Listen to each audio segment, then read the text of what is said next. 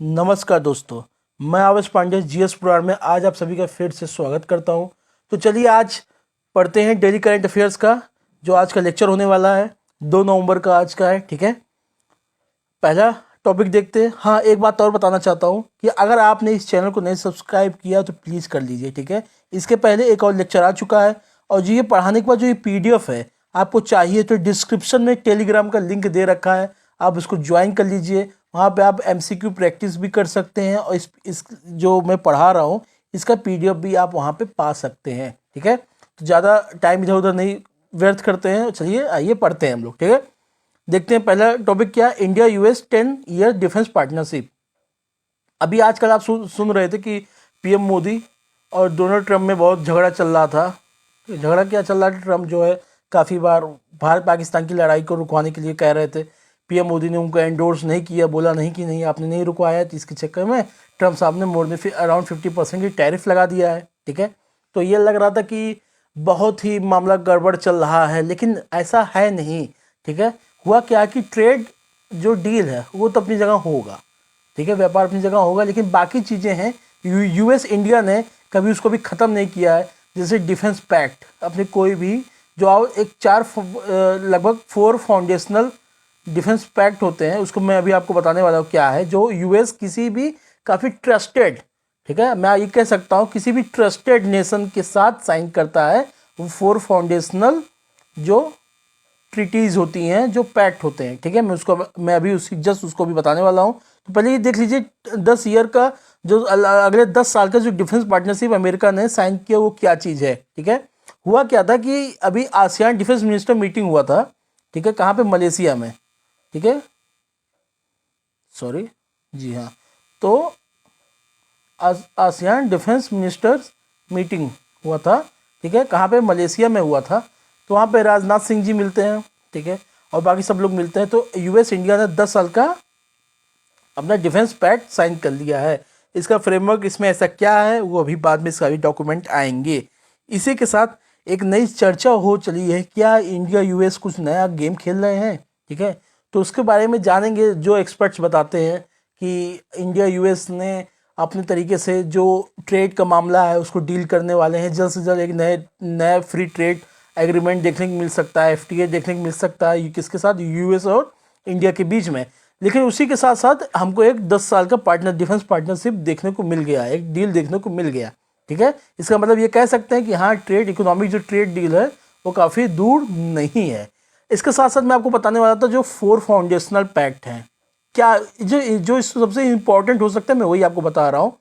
सबसे पहले, अच्छा ये है क्या, यूएस अपने किसी भी जिसको एलाई मानता है, एलाई और पार्टनर में बहुत फ़र्क होता है। पार्टनर, इंडिया यूएस को पार्टनर मानता है और यूएस इंडिया को एलाई मानता है, दोनों में फ़र्क है। पार्टनरशिप, हाँ, हम लोग किसी चीज़ को एक बेहतरीन काम करने के लिए साथ देंगे, लेकिन एलाई बुरा या बढ़िया जो भी करेंगे साथ में करेंगे। ठीक है, अब समझ गया, इसका मतलब आप समझ गए होंगे कि यूएस इंडिया जो है यूएस को एक पार्टनरशिप के रूप में देखता है कि हाँ, अभी कोई भी काम करेंगे प्रोग्रेसिव माइंड के साथ काम करेंगे, किसी को फालतू चीज़ नहीं कि डेमोक्रेसी के नाम पे किसी देश को टॉपल कर दो, वहाँ की गवर्नमेंट को टॉपल कर दो, ये सब काम नहीं करना है। लेकिन हाँ, एलाई क्या होता है कि हम जो भी करेंगे आँख मूंद के एक दूसरे का साथ देंगे, जो कि इंडिया को ये सब मंजूर नहीं है। आइए उस जो 4 फाउंडेशनल पैक्ट है उनको जानते हैं। इंडिया ने 2016 में 2016 में साइन किया था लेमोआ। ठीक है, लेमोआ क्या चीज़ है, logistic exchange memorandum of agreement. अच्छा, जो मैं बोल रहा हूँ अगर ये आपको बहुत स्लो लग रहा हो तो आप इस वीडियो को 1.5 या फिर 2.0 में आप कर सकते हो, इसकी स्पीड आप बढ़ा लीजिए। ठीक है, अपने समझने के अनुसार। ठीक है, तो लेमोआ साइन किया, इससे क्या होगा, लॉजिस्टिक एक्सचेंज सपोर्ट मिलेगा एक दूसरे को। ठीक है, लॉजिस्टिक सपोर्ट देने के लिए यूएस इंडिया करेंगे। दूसरा कब साइन किया, कॉम कासा साइन किया गया, कब, 2018 में। ये कम्युनिकेशन कंपेटेबिलिटी के लिए। ठीक है, मान लो इंडिया यूएस कहीं फंसे हुए हैं या किसी दूसरे तीसरे देश से लड़ाई कर रहे हो तो एक दूसरे से कम्युनिकेशन सही से हो सके, मिलिट्री कम्युनिकेशन की बात हो रही है, फ़ोन मोबाइल उठा के कॉल करने की बात नहीं हो रही है। ठीक है, तो एक कॉम कासा 2018 में साइन किया गया और लेमोआ 2016 में साइन किया गया। इसके जो नेक्स्ट जो है दो ठो उसको बता देता हूँ जल्दी से, क्योंकि एक है इंडस्ट्रियल सिक्योरिटी एग्रीमेंट, ये साइन किया गया 2019 में, ठीक है। और चौथा है बेका, ठीक है। बेका क्या है? Basic exchange and cooperation, okay. ये साइन किया गया 2020 में, कोरोना के समय, आपको याद होगा, ठीक है। और ये किस लिए? जियो स्पेशियल डेटा, समझ गए? जियो स्पेशियल समझ गए क्या? जैसे कि मान लीजिए मिलिट्री कोई लड़ाई चल रही है, वहाँ पे कोई आपको सूचना चाहिए, कोई संदेश चाहिए से, अगर ये जो बेका है, अगर ये पहले साइन हुआ होता 1999 के पहले, कारगिल के युद्ध के पहले, अगर हम इंडिया साइन किए होते तो हमको यूएस पाकिस्तानी आर्मी की रियल पोजीशन बता सकता था, या फिर ये बता सकता था कि कहाँ से आपके दुश्मन किधर से आ रहे हैं। तो लगभग ये देखिए, ये बताने के लिए तो जियो स्पेशियल डेटा आप एग्रीकल्चर में यूज कर सकते हो, मॉडर्नाइजेशन किसी भी चीज़, क्या कहते हैं, जो आप देखते हो इंफ्रास्ट्रक्चर डेवलपमेंट में यूज कर सकते हो, लेकिन मेनली इसका समझ लीजिए स्पाई पर्पज ही होता है, ठीक है। तो ये है। बाकी और भी चीज़ें हैं जो यूएस इंडिया के बीच में है, जैसे आपको पता है कि यूएस ने भारत को एक स्ट्रेटेजिक ट्रेड 18 एक मिनट, नहीं ये नहीं था जी, हाँ सॉरी यही था, STA टायर 1 का स्टेटस दे रखा था, ओके। किसने? इंडिया ने यूएस को दे रखा था। और इसी के साथ आप देखते हो कि कई युद्ध अभ्यास है, युद्ध अभ्यास एक्सरसाइजेज हैं, ओके, जो कि यूएस इंडिया के बीच में होता है, ठीक है। वज्र प्रहार है, वो इंडिया यूएस के बीच में होता है। कोप इंडिया है, ठीक है, कोप इंडिया, ये इंडिया यूएस के बीच में होता है। तो ये इंडिया यूएस के मैं पार्टनरशिप की बात कर रहा था, मैंने फाउंडेशनल जो पैक्ट्स हैं जो चारों साइन किए गए, मैंने इसके बारे में बात किया। आइए अब नेक्स्ट देखते हैं। अच्छा, इंडिया यूएस का कुछ भी और ऐसा होता है कि यहाँ कुछ नया डेवलपमेंट होने वाला है उन दोनों के बीच में, तो उसको भी हम लेके आएंगे आपके सामने, ठीक है। इंडिया मैरीटाइम वीक 2025 मनाया गया, ओके। तो इसमें क्या इंपॉर्टेंट था? जैसे कहा गया कि भारत ने सिक्योर किया लगभग 12 लाख करोड़ का इन्वेस्टमेंट, ठीक है। आपको पता है एक अमृतकाल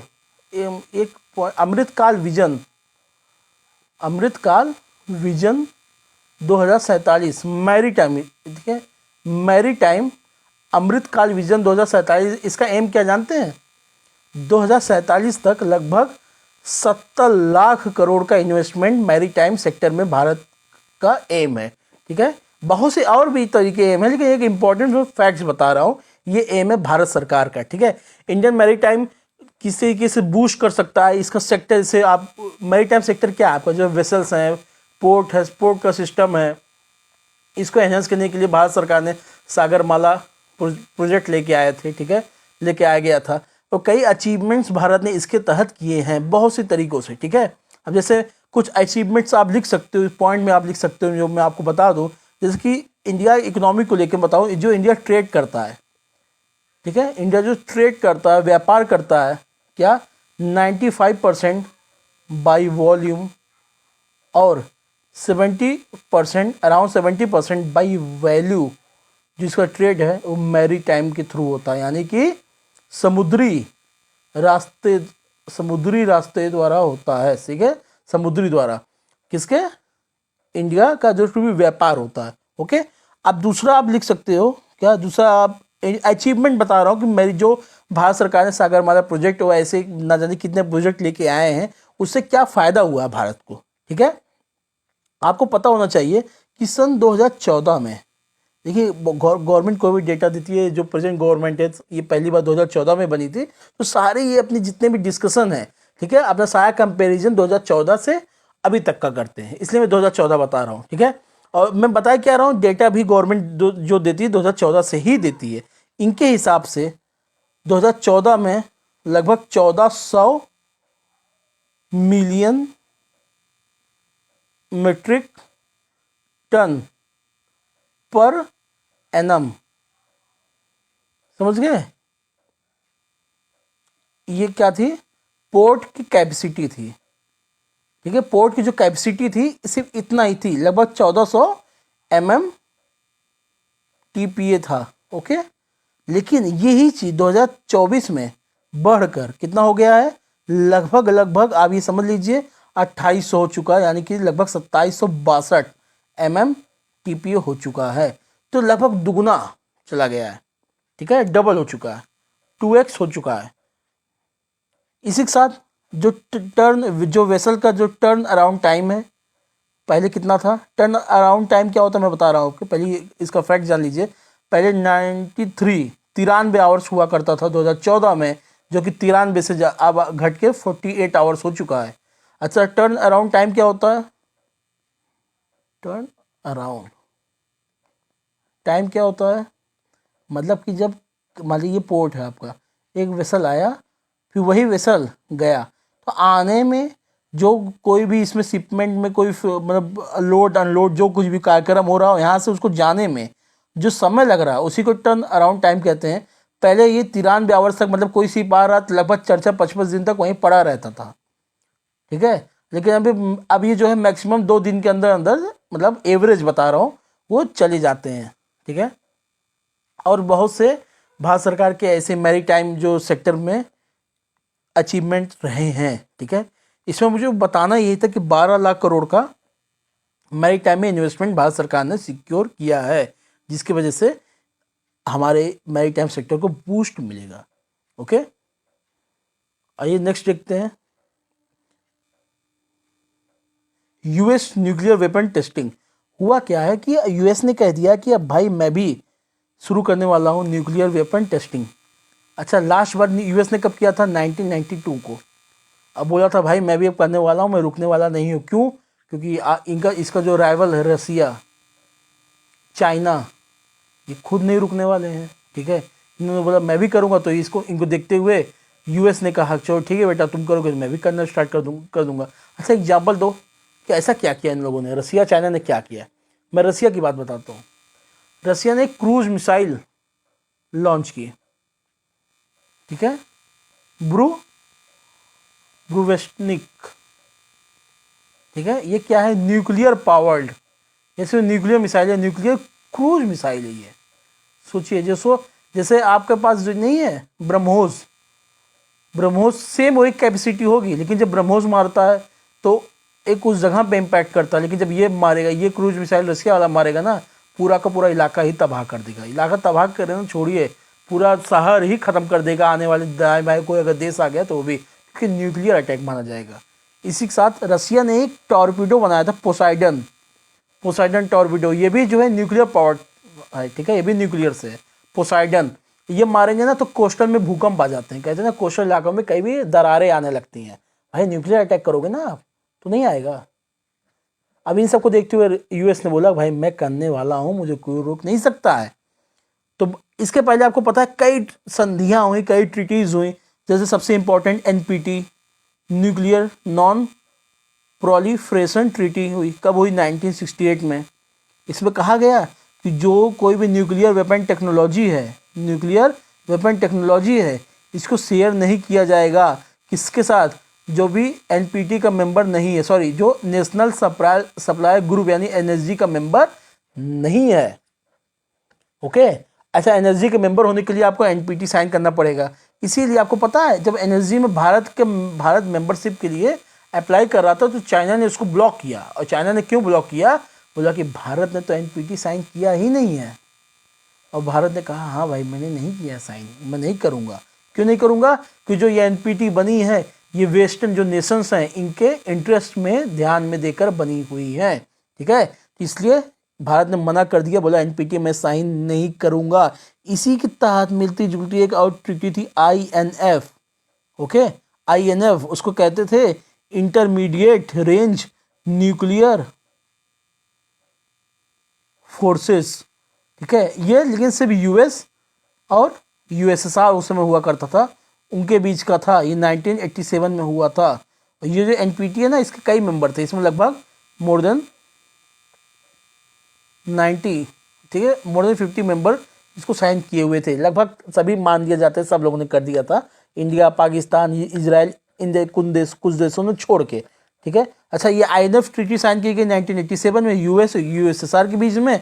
इन्होंने बोला कि 500 से लगभग 5,500 तक की रेंज की जो मिसाइलें हैं हम इनको नहीं बनाएंगे, बनाएंगे भी तो न्यूक्लियर वेपन में यूज नहीं करेंगे।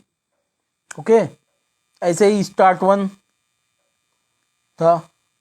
स्टार्ट वन 1991 में साइन किया गया था। ये ऑटोमेटिक एक्सपायर हो गया था 2009 में। ठीक है, इसमें एक बात किया गया था कि 6000 से ज़्यादा न्यूक्लियर वॉरहेड एंड 1600 से ज़्यादा न्यूक्लियर वॉरहेड डिलीवरी जो सिस्टम होगा उसको नहीं रखेंगे। 2009 में ख़त्म हुआ मामला, तो इसको बाद में रिन्यू किया गया न्यू स्टार्ट करके। ठीक है, न्यू स्टार्ट करके कब? 2010 तक।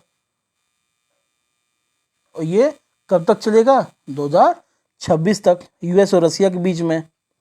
वही बात की गई थी सेम कि भाई ये सब गलत काम ना करो और न्यूक्लियर वॉरहेड को कम करो। ओके, तो ये सब चीज़ें पहले थी, संधियाँ थी, लेकिन न्यूक्लियर वेपन ने, वो ओपेनहाइमर, आप इनको जानते हो क्या ग्रेट साइंटिस्ट थे, इन्होंने जो एक बार न्यूक्लियर वेपन बना दिया उसके बाद से तो एक आर्म चली गई, न्यूक्लियर आर्म रेस कहते हैं ना उसको, न्यूक्लियर आर्म रेस, और बाकी सभी देशों ने न्यूक्लियर बम बनाने के पीछे पड़ गए। ओके, तो ये काफ़ी इंपॉर्टेंट बात थी जो मैंने आपको बताना था। आइए आगे चलते हैं। Quasi federalism in India. अच्छा, ये एक डिबेट हो गया था, प्रॉब्लम हो गई थी कि कुछ स्टेट्स आरोप लगाते हैं कि जो भारत सरकार है इनका काफ़ी दखल अंदाजी रहता है इसमें, सभी मैटर में, तो स्टेट अपना खुल के कुछ काम नहीं कर पाते हैं। फेडरल फीचर, फेडरलिज्म क्या है मैं आपको भी बताता हूँ। फेडरलिज्म कुल मिला के जो डिवीजन ऑफ पावर होता है वो सेंट्रल और स्टेट में बराबरी का साथ होता है, जैसा स्टेट वैसा सेंट्रल। कुछ चीज़ें जैसे फेडरल फीचर्स क्या हैं, इंडिया के जो फेडरल फीचर्स हैं आप उसको काउंट कर सकते हैं, मतलब बहुत से हैं जो इंपॉर्टेंट मैं वो आपको बता रहा हूँ। जैसे क्या, भारत में रिटन कॉन्स्टिट्यूशन है। ठीक है, इसको आप मतलब आप जब आराम से ज़रूरत के हिसाब से आप इसको अमेंड कर सकते हो। एक पहला क्या है फेडरल फीचर, रिटन कॉन्स्टिट्यूशन होना। दूसरा क्या है, डुअल पॉलिटी का होना, मतलब गवर्नमेंट है सेंट्रल एंड स्टेट लेवल पे। तीसरा बाई कैमरलिज्म होना। ठीक है, जैसे काउंसिल ऑफ स्टेट यानी राज्यसभा जो राज्यों को रिप्रेजेंट करती है, और काउंसिल ऑफ, ठीक है, जो ये लोकसभा होती है, सॉरी लोकसभा, ये बाई कैमरल, जो बाई क्या होगा, written constitution, dual polity and bicameralism. ठीक है, ये हो गया। और डिवीजन ऑफ पावर, आपको पता है कि शेड्यूल 7 में centre, state and concurrent list दे रखा है। सेंटर वाली लिस्ट, स्टेट और कंकरेंट लिस्ट में बताया गया है कि किसका किसके पास कौन सी पावर होगी कानून बनाने की। लेकिन भारत को एक महान वैज्ञानिक कह रहे हैं, पॉलिटिकल साइंटिस्ट थे जिन्होंने उनका नाम क्या, केसी वेयर, इन्होंने भारत को क्वासी फेडरल कहा है। मतलब फेडरलिज्म फीचर है लेकिन कम है, भाई इसको क्वासी कर दिया है, मतलब कि इसको आधा मान के चलिए, इतना ज़्यादा है नहीं इसमें, आधा क्या 1/4 मान के चलिए, क्वासी फेडरल कहा गया है इसको। ठीक है, क्यों? क्योंकि कुछ कारण है। कारण क्या है, सेंट्रलाइजेशन टेंडेंसी भारत में देखी गई। ठीक है, इसके अपोज में, फेडरल फीचर के अपोज में, एग्जाम्पल एक सिंगल सिटीजनशिप है। ठीक है, जैसे यूएस में आप देखते हो, यूएस का सेंट्रल का अलग सिटीजनशिप होता है और स्टेट लेवल का अलग होता है, लेकिन इंडिया में एक ही है, आप भारत के नागरिक, हाँ तो आप भारत के नागरिक हैं। सिंगल कॉन्स्टिट्यूशन है भारत में। इसका क्या मतलब है सर? इसका मतलब यही है कि एक संविधान वही महान। ठीक है, जो संविधान बन गया है वही है, सब राज्यों का अलग अलग नहीं होगा। लेकिन यूएस में क्या है, एग्जांपल ले लीजिए, यूएस में सेंट्रल का तो एक संविधान है ही है, हर स्टेट का अपना अपना भी संविधान है। तीसरा आ जाइए, पार्लियामेंट्री सुपरविजन, सॉरी पार्लियामेंट्री जो इसकी सुप्रियोरिटी है, ठीक है, over state. For example article 3 में पार्लियामेंट किसी भी स्टेट की जो बाउंड्री है उसके नेम को चेंज कर सकती है। एग्जांपल आर्टिकल 3 हटा के और state reorganisation and Jammu and Kashmir state reorganisation act ला के कश्मीर, जम्मू एंड कश्मीर और लद्दाख को अलग कर दिया गया था। ओके, पार्लियामेंट कॉन्स्टिट्यूशन को अमेंड तो कर सकता है, लेकिन स्टेट क्या लेजिस्लेचर उसमें कुछ हिस्सा उसका है नहीं है, इसलिए भारत को क्वासी फेडरल कहा गया है। यहाँ फाउंडेशनल प्रिंसिपल क्या है भारत का? Self rule with shared rule. समझ गए? ये भारत का फीचर है। चलिए नेक्स्ट टॉपिक देखते हैं। सरदार पटेल जी, आपको पता है कि 31 अक्टूबर को इनका 150th बर्थ एनिवर्सरी था। सरदार पटेल जी के बारे में आपको बताऊं, इनको आयरन मैन ऑफ इंडिया कहते हैं। ये भारत के पहले डेप्यूटी प्राइम मिनिस्टर थे, जिनको ऑलमोस्ट प्राइम मिनिस्टर बोला जाता है, और साथ ही साथ ये पहले होम मिनिस्टर थे। इनके बारे में तो आप सभी जानते हैं, इनको सरदार कहा जाता है। इनका नाम सिर्फ पटेल था, वल्लभ भाई पटेल, लेकिन इनको सरदार की उपाधि बरडोली आपको पता होगा, ठीक है। वहाँ की जो बरडोली सत्याग्रह हुआ था कब 1928 में, वहाँ की महिलाओं ने इनको सरदार की उपाधि दी। आपको पता है कि लगभग 500 से अधिक प्रिंसली स्टेट्स को कैसे इन्होंने भारत में यूनाइट किया था। इनको बिस्मार्क ऑफ इंडिया भी कहते हैं, बिस्मार्क ऑफ इंडिया कहते हैं, क्योंकि इटली की यूनिफिकेशन के लिए बिस्मार्क को कहा जाता है और इंडिया के यूनिफिकेशन को सरदार पटेल को कहा जाता है। लेकिन हाँ, दोनों करने के तरीके में वो बड़ा फर्क था, ठीक है। ऑपरेशन पोलो आप सबको याद होगा, कैसे ऑपरेशन पोलो के तहत हैदराबाद को भारत में शामिल किया गया था। प्लेबिसाइट हुआ, यानी जनमत संग्रह, कहाँ पे? जूनागढ़ के लिए। ये सब सरदार पटेल जी के सुपरविजन में हो रहा था। What a great personality he was, ठीक है। 1931 में कराची सेशन का इन्होंने अध्यक्षता की थी। किसने? सरदार पटेल जी ने। और इन्हीं की अध्यक्षता में fundamental rights and national economic policies को अडॉप्ट किया गया था। किसके सुपरविजन में? सरदार पटेल जी के सुपरविजन में। ओके, तो ये सब इनके बारे में बताना जरूरी इसलिए था क्योंकि इनका 150th बर्थडे कब मनाया जाता है? 31 अक्टूबर को। और भारत सरकार ने 2014 से इसी को एकता दिवस घोषित किया, यानी कि यूनिटी डे घोषित किया है। आइए नेक्स्ट देखते हैं। आर्य समाज, ठीक है। आर्य समाज की स्थापना आप सभी को पता है कि पंडित दयानंद सरस्वती जी ने किया था। इनका ओरिजिनल नाम जानते क्या था? मूल शंकर तिवारी था, ठीक है, सरस्वती जी ने। और आर्य समाज की स्थापना कब हुई थी? फैक्ट जान लीजिए, 1875 में हुआ था। ये क्या लिख दिया मैंने? हाँ, 1875 में हुआ था। कहाँ में? बॉम्बे में हुआ था, याद रखिएगा, काबुल ना मार दीजिएगा। हाँ, काबुल भी इनका हेडक्वार्टर था, लेकिन हुआ कहाँ था? बॉम्बे में हुआ था। इनके बारे में बता दूं, ये वेदा को बहुत मानते थे। वेदास इनफेलिएबल ऑफ वेदा, पवित्र है वेद, गलत नहीं हो सकते हैं। और बैक टू वेदास का स्लोगन किसने दिया? आर्य समाजिस्ट ने दिया, आर्य समाज वालों ने दिया था।